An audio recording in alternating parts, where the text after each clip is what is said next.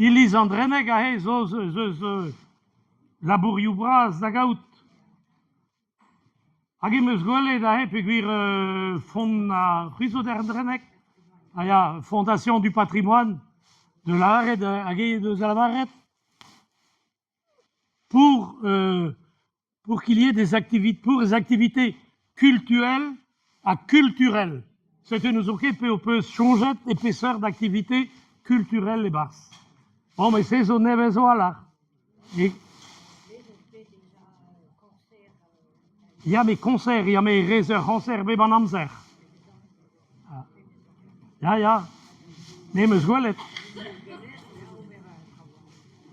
En général, l'auto à patrimoine, Stéphane Bern. Voilà. Guineves, eus bet, pas gant l'auto à patrimoine, mais gaftin, oa beroet 100 000 € ou spen, boaz pesaou evit kampen an ilez.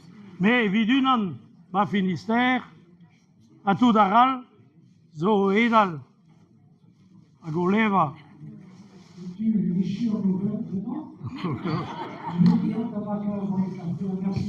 es